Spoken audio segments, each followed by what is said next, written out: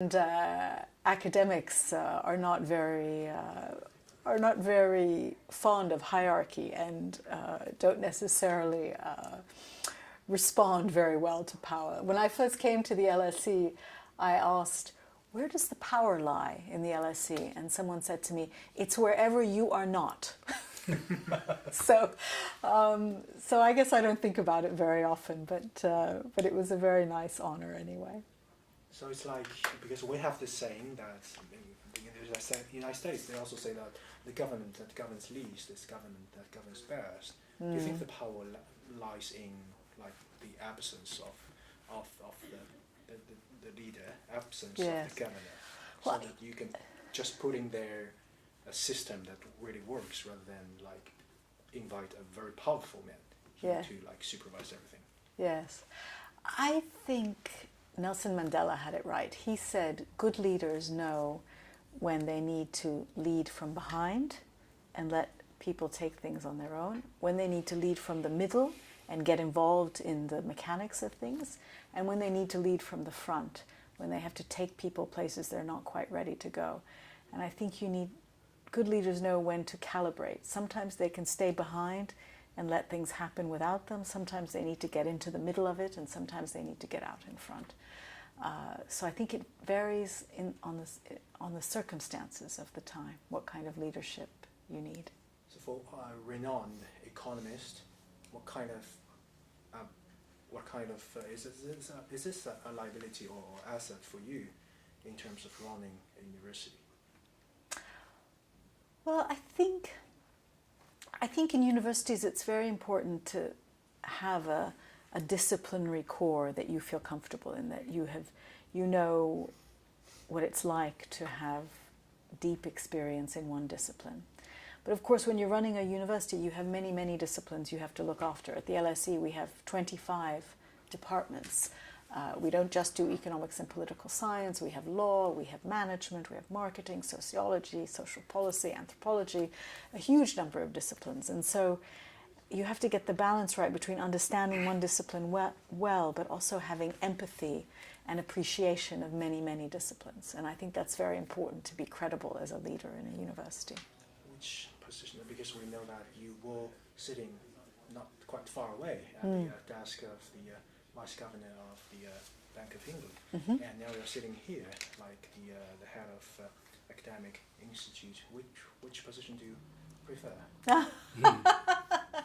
You know, every job has its positive and negative aspects. I think the positive aspect of a university is it's a very big canvas. You cover many, many issues every day. They're very different. Whereas being in a central bank, you're much more focused on monetary and financial stability. And the other big difference is at universities, you're a little bit freer than in a central bank. In a central bank, you have to be careful. Everything you say, every word is measured because of its potential impact in the market. Whereas in universities, you have a bit more scope to say whatever you like, which has some advantages. Freedom of speech here. Yes, You yes. uphold and you enjoy at the Yes, same time. yes. It's a hugely important value at universities to enable people to speak their mind, and it also is a big source of creativity in universities. Many of the best ideas come from people with very different views arguing with each other and developing new ideas as a result. I would hate myself if I don't ask you this question, because you are a renowned economist and you held these positions. About the trade war, the ongoing trade tension between China and the U.S., and also on China's debt problem, reportedly the debt problem. Because I know you have once commented on the debt, and you are quite an expert in that. Well, I think on trade, look, I mean, any good economist will tell you there are gains from trade, and protectionism ends up harming everyone. So, you know, clearly one needs to find a way to have all parties believe that trade is occurring on fair terms.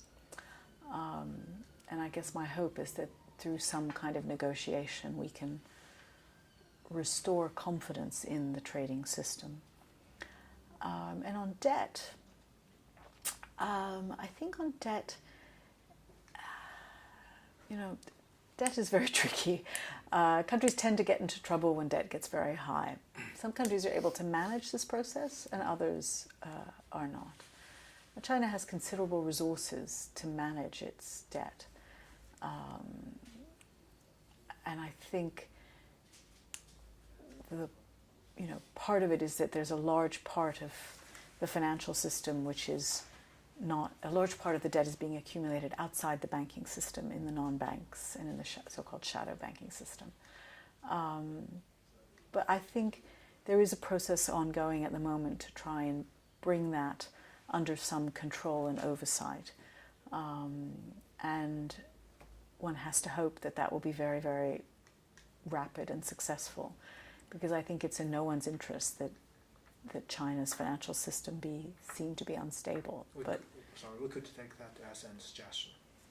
Yes, I think that work is ongoing. I think the policymakers in China are putting in place new structures and new systems to try and deal with these debt issues, and I very much hope they succeed.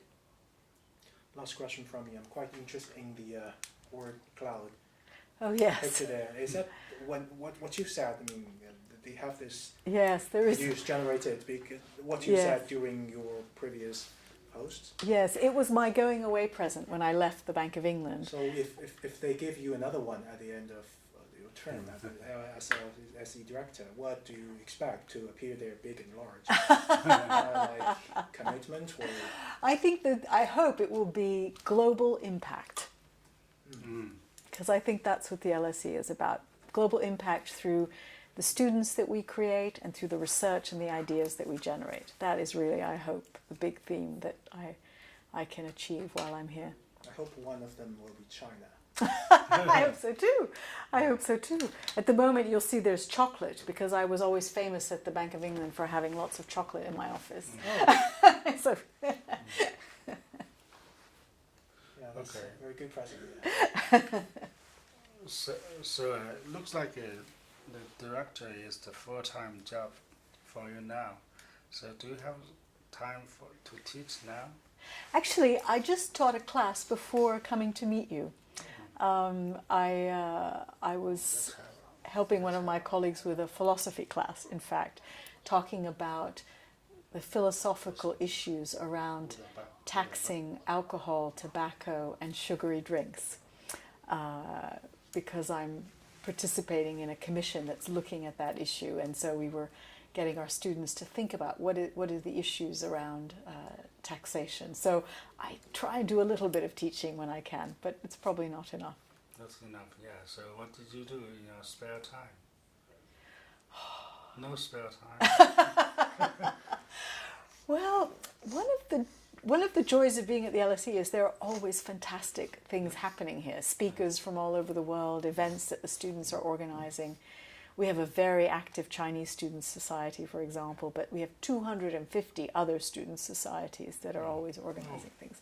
So there's many things to do here. And then with whatever spare time I have left, I try and be with my family. Okay, yeah, right. Okay. Thank you very much. Thank you. Thank you. So, can we shoot some footage of your office? Of course, And of course. we want to take a photo with you. Of course.